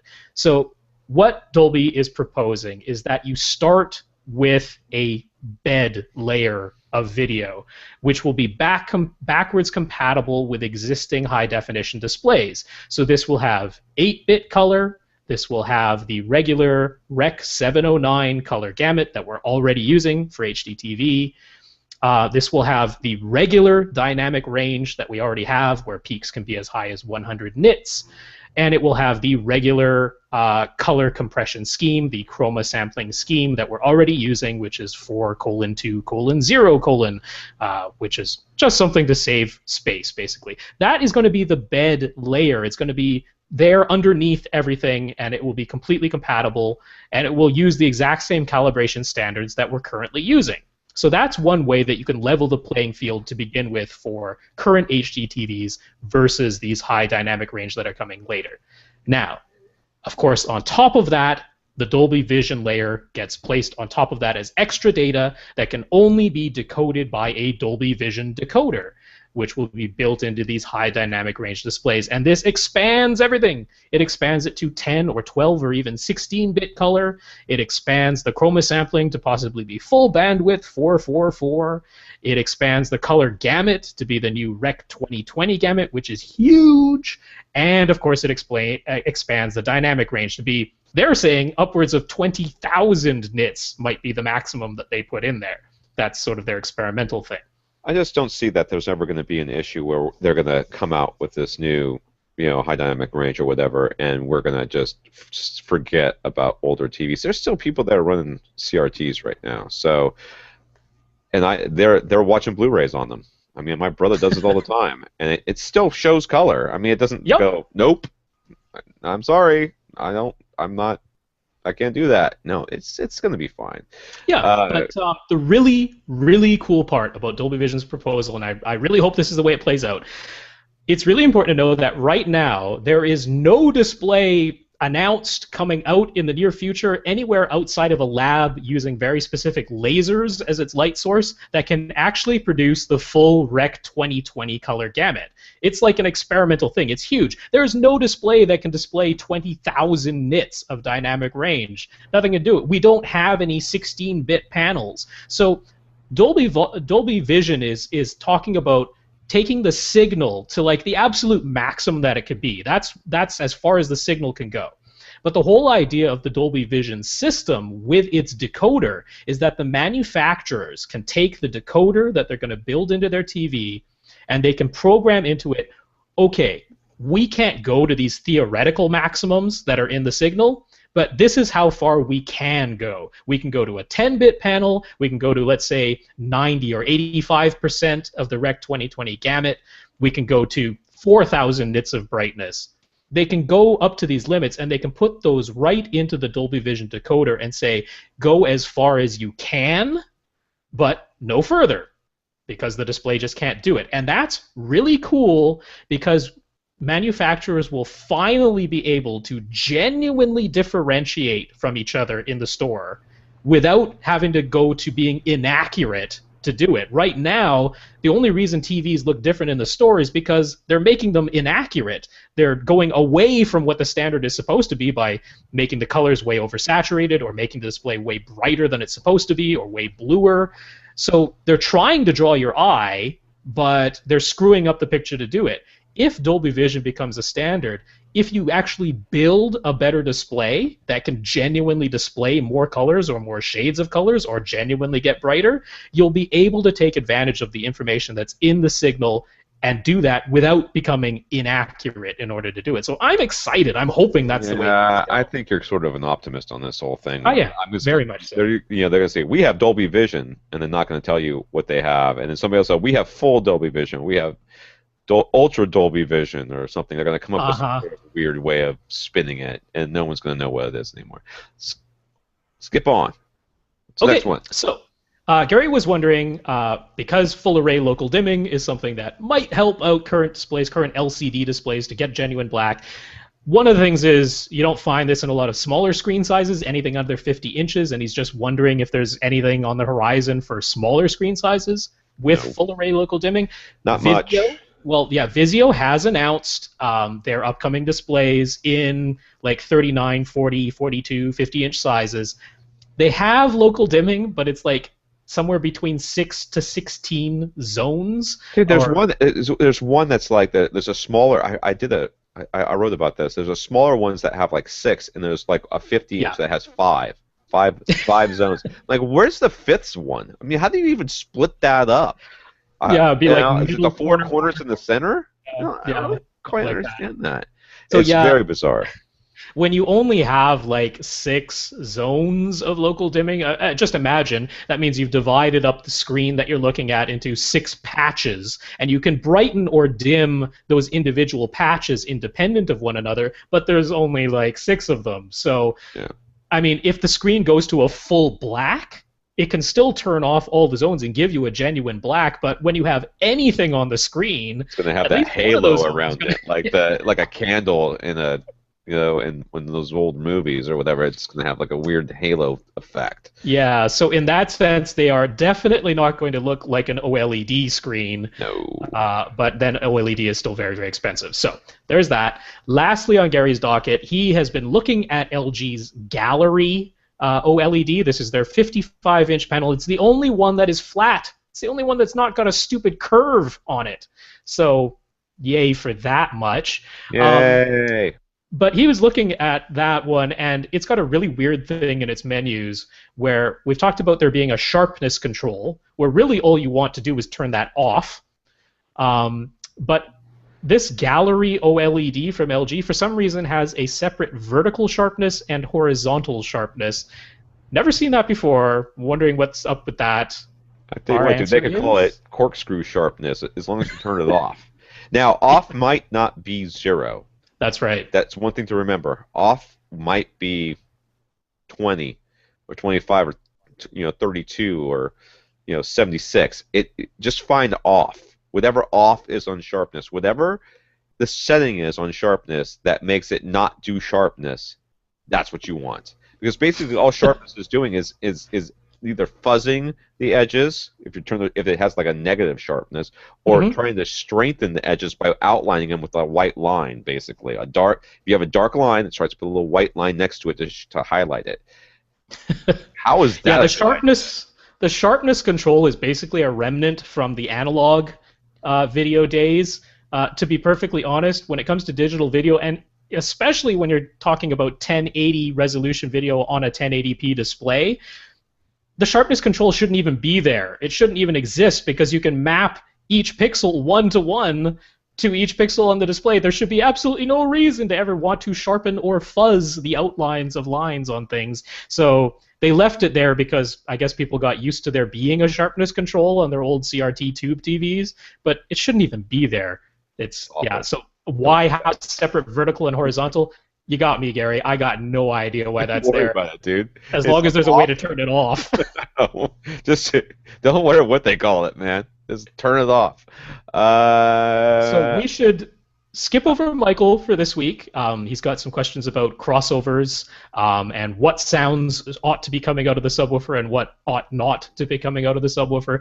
So that's a nice topic. I think we'll have to. I think we'll have to postpone that till next week. I'm very sorry, Michael. But Carlos has a quick question just about connecting his subwoofer. He has a Velodyne DPS-10 subwoofer, and it has two inputs on the back. One of them is red and marked R, and the other one is white and marked L, in brackets LFE. And so he's wondering, which one should I plug my subwoofer cable into, or should I get a splitter and plug the one subwoofer output into both of those inputs? Tom, easy answer. well, the easy answer is it doesn't really matter, but go ahead and put it into the L if that makes that's the one you should go into is to the L, the LFE one. You can use both if you want. That can increase that. Some people say that they'll see a difference in that because it increases the strength of the signal from the subwoofer output. It gets more volts, so it gets a little stronger somehow. And that, if you're having some sort of issue there, I don't know why you would, but if you are, it really doesn't matter. In fact, if you have like I've seen subwoofers that have an input, an LFE in, or just like an in, and it has an output to like daisy chain other ones. Hate to break Mm-hmm. to you, Haas, those are the same input. Those are both the same. All right, I Because they're all guarantee. just connected inside. It's just a splitter inside, so they're all just wired together. It's So one you can connection. use that output. You can use to go out. You go in the out. That sounds dirty, but it's not. It's a subwoofer. What did Lee ask a question? Lee, you ruined the podcast again, sir. Dang. It's you can go through. It doesn't really matter. Subwoofer is pretty agnostic about this. It just wants your inputs any way you want to give it to it. Lee, damn you. I can't see what Lee is saying, but anyway, if you Yeah. want the safe answer, just go with the one that is labeled LFE because that is going to work the way you expect it to work. But yeah, honestly, most of the time doesn't matter. But yeah, just to be safe, go subwoofer out from your receiver or processor to the input on your subwoofer that's marked LFE, and everything will work swimmingly. Yep. There you go. There we go. But it really doesn't matter. I know somebody. Big I know topic. somebody that broke off their input and just used their output, and they're like, "I can't believe this is working." I'm like, "I can." It doesn't really matter.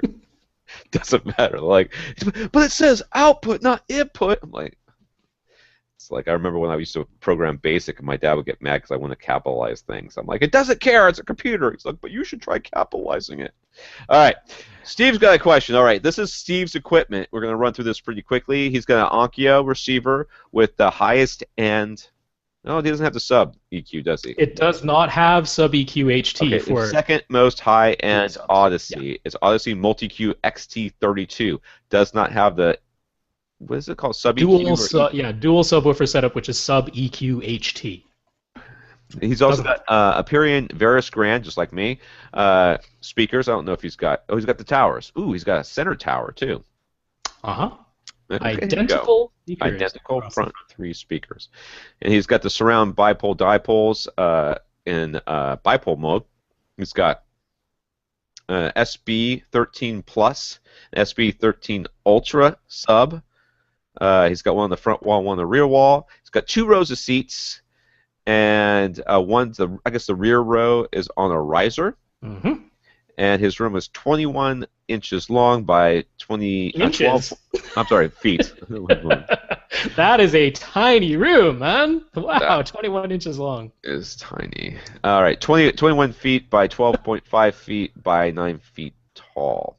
All right, so this is his room. So he's got basically good, very current, doesn't really do dual subs, EQ, room correction, okay, in his receiver. He's got good speakers, great subs.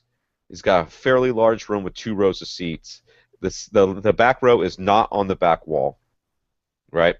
That's right. It's Uh, 5 feet away, he said. yeah, it is up on the riser though that he built.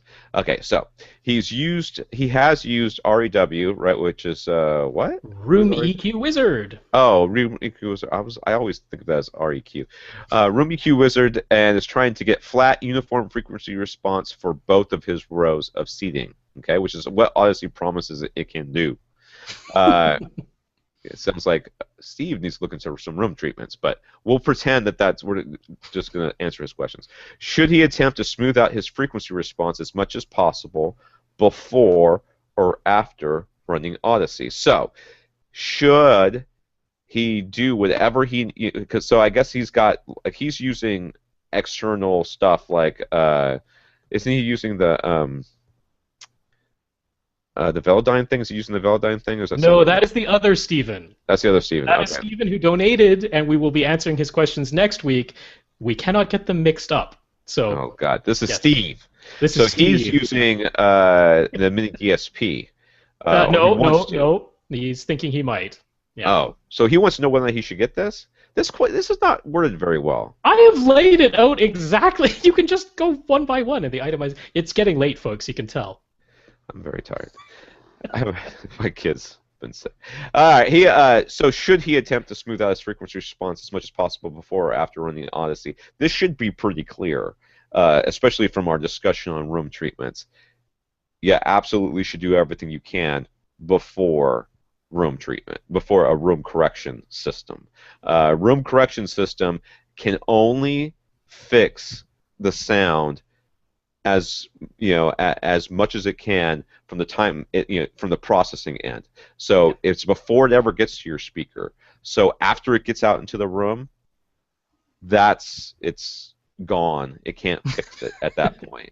So it's going to do whatever it can up until that point. That's why we're always talking about speaker, subwoofer placement and making sure that you're getting that good bass response from dual subwoofers. You're not doing that because that's what Odyssey needs you to do. Because this Odyssey doesn't even really touch the subs all that much, at least not dual subs. It's a lot of room correction systems don't do it at all, and that's why you need those dual subs. You really want to address this stuff as early in the process.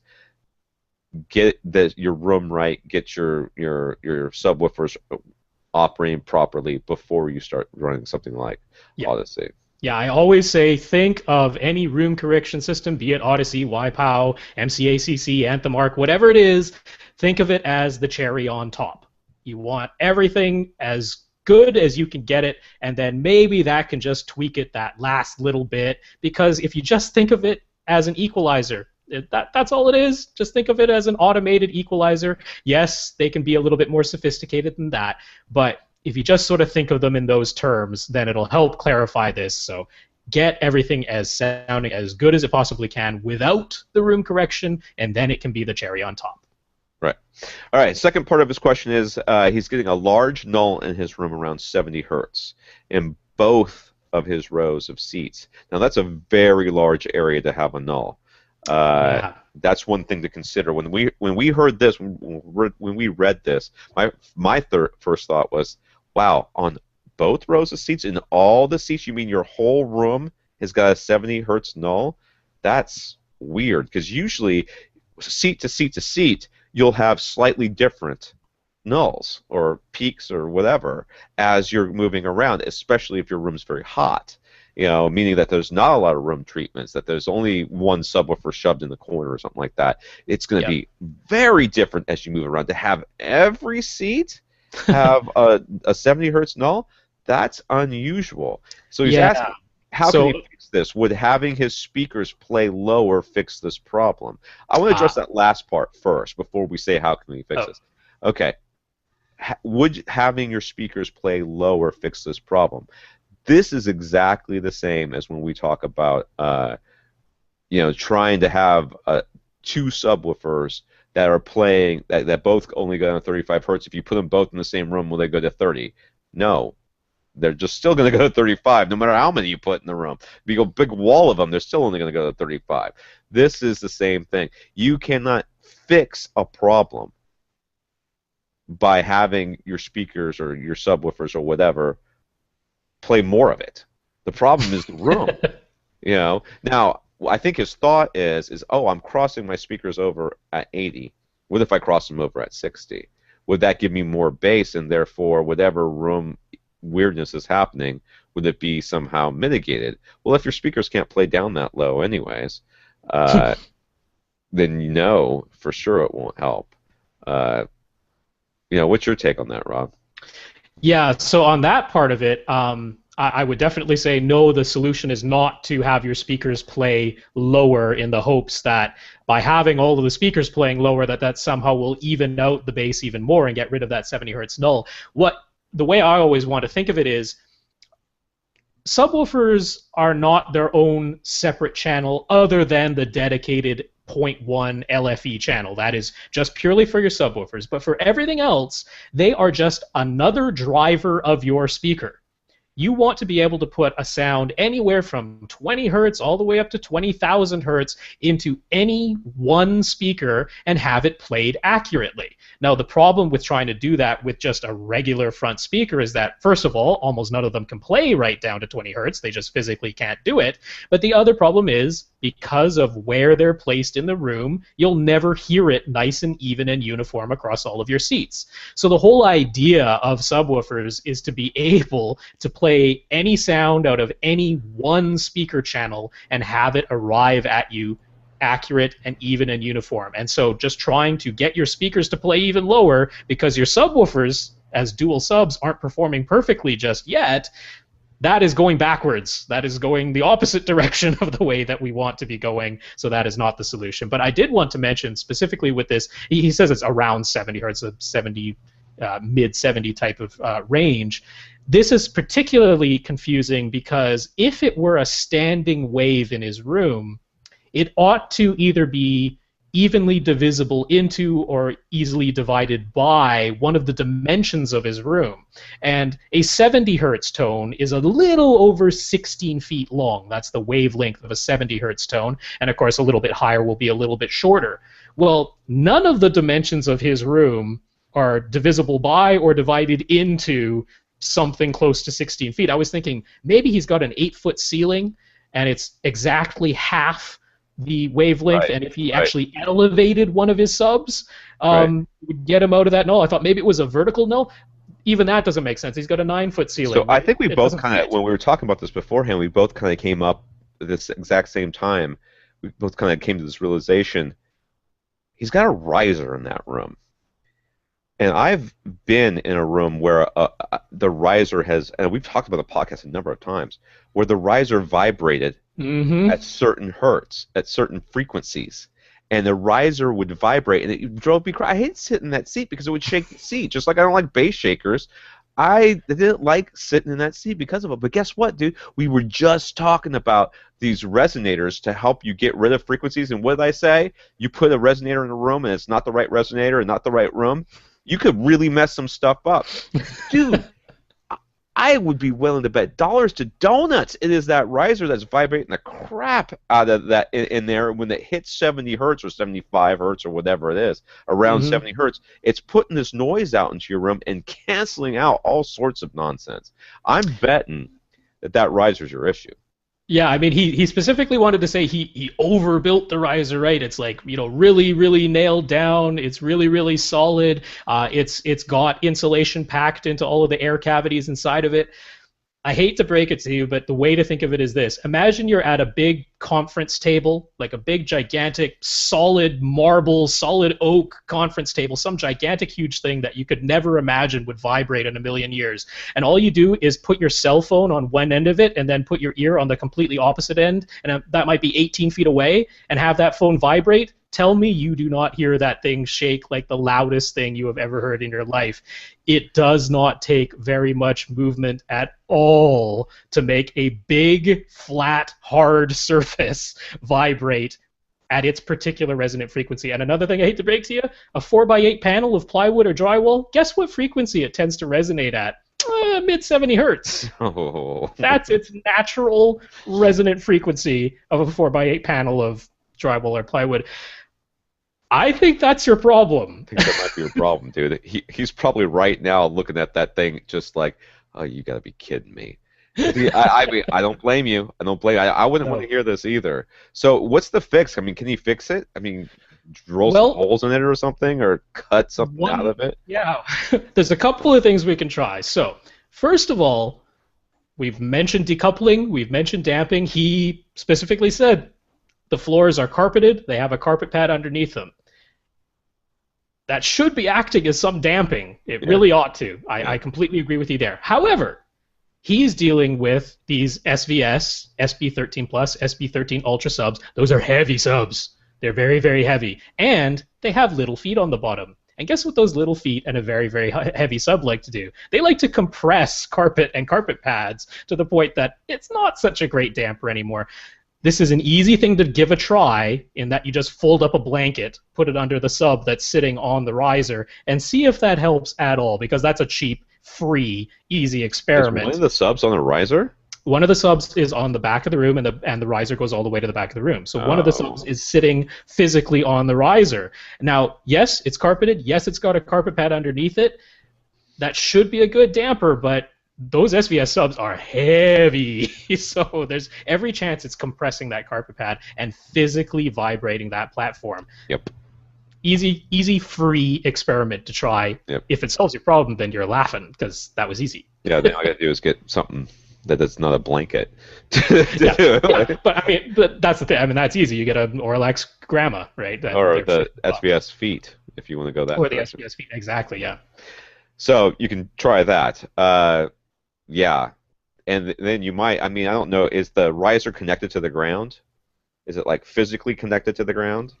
Because if not, then you might want to consider trying to damp that connection as well. That's like possibly deconstructing things, but yeah, that sounds a lot worse. But anyways, let us know how that works out. And oops, sorry. His subwoofers already offer 2 bands of parametric EQ and some other filters, but would adding an outboard unit like the Mini DSP help him further?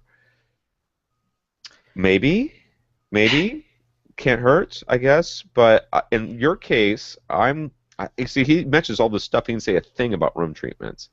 I'm guessing that the 70 hertz thing, I think, is an anomaly. I think that's something that you're gonna find we're gonna hopefully fix through this riser thing. So if that's your big problem, then maybe you no longer think that this is something that you need. You know, I am always EQ last. You know, EQ last. EQ is your last. Is the last resort. You know, room, it goes get good gear, treat your room correction system, EQ, and the EQ only goes for your subwoofers, as far as I'm concerned. I mean, trying to do anything else is madness. But yeah, I mean, there's a couple other things about this 70 hertz null, because I mean that seems to be the big problem. And one thing is, first of all, at this moment, Steve is just using a Radio Shack SPL meter as his microphone when he's taking the measurements using Room EQ Wizard. Now, not the most accurate microphone to begin with. Room EQ Wizard actually, right inside the program, and for a long time now, has had a correction file for the Radio Shack SPL meter. So it's aware of the inaccuracies of that thing as a microphone itself, and it's already pre-built into it, got correction files. First of all, I hope it goes without saying, make sure you were using that correction file, because stranger things have happened than people just plugging in the SPL meter and not using the correction file that's built into Room EQ Wizard. And that could be the source of the null, because maybe it's just 12 decibels quiet at 70 hertz, and it's not actually, the actual sound isn't, that's just the microphone being inaccurate. So make sure you're using that correction file. The other one is being an SPL meter, being C-weighted, which basically means it's only reasonably accurate between 80 hertz and 8,000 hertz. Above and below those ranges, it's really not terribly accurate. So might be a good idea to get a better microphone. Of course, that costs some money. Of course, we're going to recommend getting a calibrated microphone from Cross Spectrum Labs, our good friend Herb over there. And again, load that correction file so that Room EQ Wizard is as accurate as possible. So that's one thing. It could be a measurement anomaly and not actually the sound. I assume that this null that he's talking about, because he's not saying it's small, he's saying it's large, so it must be clearly audible. Sure. Like, it might not be as accurately measured as it could be, but at this point, I gotta believe that it's something that he's not. But that is the thing. I mean, he might be seeing it in the graphs that Room EQ Wizard is producing, and saying, "Oh man, I got this big null." Play yourself a bass sweep, or play that 1 hertz at a time test tone CD from Real Traps, because that test tone CD from Real Traps is free. Listen to it, because if your ears tell you, "Oh, I don't have a null there," then guess what? It was a measurement error, and that could easily be the case sometimes. So make sure that your ears confirm what the graphs are telling you. The other one was just placement of the subs. Now, like I say, this doesn't make sense if it's supposed to be a standing wave, because the dimensions of your room don't mathematically line up with anything in the 70 hertz range. But he did mention he's got 1 sub on his front wall, 1 sub on his back wall. This is something we recommend all the time, having them opposite each other. But he actually has both of the subs offset slightly to the right of his room. So he's got the sub on his front wall is beside his center speaker, which is a tower, so it's standing, and his sub is offset to the right. And then his sub at the back of the room is also offset to the right. Now, to really figure it out properly, you'd need like really advanced calculations, like fluid dynamic calculations if you want to go it. But you can just picture it in your mind. It's not that hard. Imagine you had 2 sound sources, both offset a little bit to the right. Imagine the sound waves coming out of those, just ripples, spheres of ripples coming out. Imagine what those ripples would look like as they come out, both of them offset, and then they bounce off the walls and they all start to interact. You can just visualize how they would be a little bit uneven. They'd be more dense over to that right side of your room, because of course sound waves get quieter as they travel a farther distance. So when we're talking about having your subwoofers, 2 subwoofers, opposite one another, we really mean mirror image opposite one another. So the easiest example is diagonally opposite corners, right? Those are mirror image completely opposite from one another. The dead center of each side wall, or the dead center of the front wall and the back wall, is mirror imaged. But if you're talking about your sub on your back wall has to be a little bit over to the right because there's a door slightly to the left, then get the subwoofer that's on the front wall, put it on the left side of that center channel so that they're diagonally across from each other. That's what we're trying to get. And again, if you just visualize what the sound waves would look like coming out of there, that's how you get the most evenly dispersed, most uniform sound waves throughout your entire room. And it's pretty, I think anyway, fairly easy to just visualize how that would look. Yeah, you can also just get some string, right? I mean, seriously. I mean, this is like geometry 101. You take a piece of string from one corner to the other, a piece of string from the second corner to the opposite corner. That's the center of your room, as long as your room is square or rectangular or something like that. And then whatever your subs are, just put a piece of string between each one of those. If there's a cross where those other 2 strings are, and plus now your room looks like one of those blood spatter things, right? Mm-hmm. It's also cool. Guess not. But really. As far as what's already built into his subs and what's available with Multi-Q XT32 and whether adding a mini DSP would help, I would say not if your goal is flat frequency response, because if your goal is flat frequency response, then getting it as good as you can with placement, possibly decoupling, using maybe 1 or 2 filters that are already built into the sub, and then running Multi-Q XT32 on top of that, that'll get you very close to flat. The mini DSP I would only add if you want to tailor the sound to your own taste. because Odyssey won't let you do that. So you'd have to turn it off if you want to do that. Yeah, only if you want to create your own personalized curve would I be looking at adding an additional outboard EQ to the system he already has. I agree too, and you're really kind of stuck because you have a null. If this was a peak, Yeah. you could totally fix that. Yeah. You know, you could EQ the heck out of that thing and just cut it down, and you wouldn't have any problems. But nulls are a big issue because you can't. Putting more energy into the room doesn't help. You know, It just keeps canceling. It just keeps canceling, and now your subwoofer's working harder. And you know, keep telling you that you can't break SVS subwoofers, but don't try by trying to to EQ this thing up so that's loud enough. You may figure out that it was your riser, though, if it shatters under the intense sonic vibration. That may be how you try to figure that out. It just starts popping screws out of the plywood. It just like undulates, right? It's like doing the snake across the room. That's what I'm talking about. That's the kind of subwooferness we need. We should maybe get SBS to send you a couple more and see if we can't just shake the crap out of that thing. Just the whole thing. Just anyway, 8 subs, man. 1 in each corner. Like literally 1 in each corner, even the ones in the ceiling. There's 8 subs. Ceiling-mounted SVS subs. That's gonna have to do something. That's your building code. Anyway, so let's see here. We already kind of answered number 4? Can he use his SPL meter, computer sound card, and Room EQ wizard to measure his full frequency range, or it's only good for the subwoofer range? Well, it's not as good for the subwoofer range as it is for the rest of the stuff. And yes, technically you can. It's just not very accurate in the sub. And he'd like to add a separate 3-channel amp to power his front LCR speakers, so he's got his front towers. He'd still be powering his surround speakers with the Onkyo. Any issues with this, such as a small delay due to the longer signal path, will Odyssey compensate for any differences? Okay. First of all, how much speaker wire do you have? Because if it's like a light year, then yes, you're going to have some issues. But if you have a reasonable amount of speaker wire or coaxial cable, whatever it is, if your run's not, I don't know, literally 3 times the circumference of the Earth, that's how far it would have to be. You're not going to see a delay. This is all the delays that we sometimes see in our home theaters come from processing. Okay, my favorite is when I would play Rock Band, and it would go in through the component video would take it in, and digital was like whatever it is for the Xbox 360, I think it's optical, would do the audio. Well, it had to convert it to HDMI, and send the HDMI up to the projector, and the projector would then do its little thing, or whatever it had to do. Probably it was nothing. And it's up there, I would have a ridiculous delay that made it almost impossible to play Rock Band.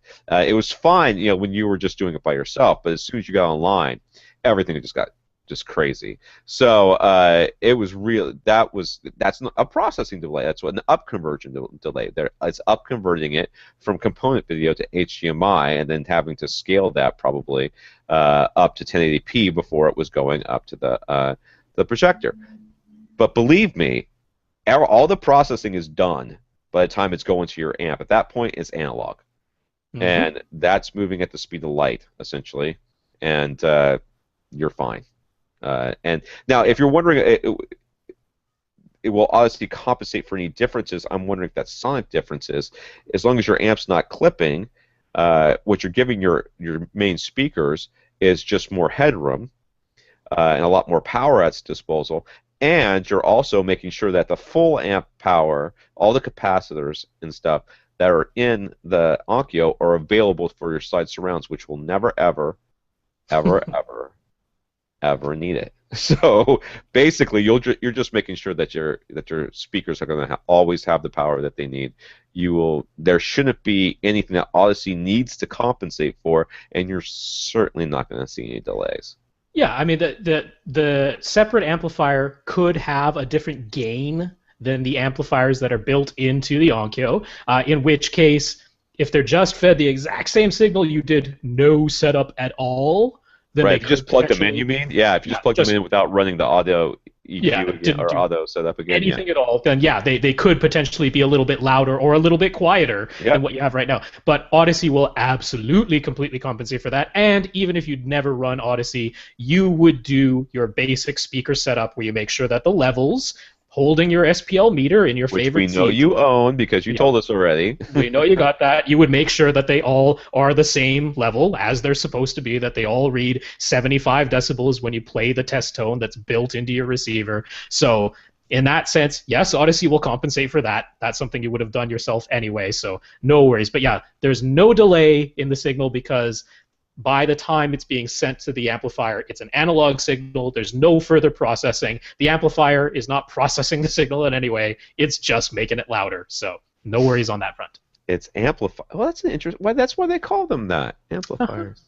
Wow, I did learn something today. All right, that's Yeah, it. We're done. Are we done now? I believe so. There was a whole bunch of news, but I'm sure you'll get that from other sources. Yeah. All right. So once again, you can talk to. Oh, Stephen is responding to your email. Not Steve. Stephen. Ah, So you can contact us at avrant.com, our website, where you can find all our podcasts, information about us, and comments, I suppose. Can leave us a comment there if you have something to say, or you can go to facebook.com/avrantpodcast. Rob is on Twitter at First Reflect. I am at avrant_Tom. And you can email us at tom@avrant or rob@avrant.com. and because you said I was going to forget my recommendation, but I didn't. Oh, I thought you forgot. I was so excited I was going to bring it up right at the very end, right before I say goodbye. There's no way I would forget it. I moved it from the top of the list to the bottom because we always scroll down, and now here we are. I didn't forget. Yeesh. I thought you were going to roll right into it and not even let me get it out, so I I was interrupted. trying. I know. So I will mention this. This comes care of Ray Coronado, who's one of the guys who often hangs out in our hangout after parties. He is a professional calibrator. That is what he does. So he knows all about calibration, and we mentioned that in this podcast. So he is good friends with Michael Chen. Michael Chen is like the guru of THX calibration. He like came up with the THX tutorial program, right? The entire training program and everything. One of my trainers when I was there. He knows almost as much about calibration as he does about Star Trek and Star Wars. He's a big Star Wars geek, which is awesome because I am a big Star Wars Star Trek geek. Well. So Michael Chen has a website. We will link to his website on Facebook and in the show notes. But of particular interest, he's got a cool thing called the Calibration Knowledge Challenge. And it is a challenge because I would not be able to pass that thing. Tom's had the training. I don't know if Tom would pass that thing. I looked at the first question and went, I used to know that. And that was as far as I got. I was like, I had no time for that. Yeah, it's really in depth. It's really you have to know your stuff, and he absolutely does. Yeah, this is not like a fun little article that you found in some magazine that's like, how much do you know about video calibration? No, this is like real video calibration stuff. But it's the reason that he's put it there isn't necessarily for you, the user, to test yourself to see if you know all this stuff. This is something you can give a professional calibrator that you might be paying money to. You might be hiring someone to come into your home and professionally calibrate your display, and they should be able to answer these questions. They should be able to pass this challenge. So that's one way. If you want to get them on your bad side immediately. I think they should give you a percent because some of those questions were pretty brutal, man. I was like, I think this one might be a trick one. I think there might be an invisible answer on that one. But I do want to remind everybody that after the music at the very end of the podcast, we will be playing some audio from one of our listeners who didn't leave his name, who has a recommendation for a remote control app for Android. We'll talk a little bit more about it on the next podcast, but for now, I want you to actually listen to him. So he took the time to call in. At the very least, I can play it for you. And listen through all the rings, all 18 rings or whatever it takes to finally get through. You gotta have perseverance to be on this, to give audio for this podcast. All right, that's it for AV Rant. I'm Tom Antry, and I'm Rob H. Now go out and listen to something. And for those of you on the YouTube channel, it's My AV Remote app for Android. That's the app. But you'll have to listen to the podcast to see the rest of it. I'll start the Google Hangout in just a little bit, guys. See you in a few.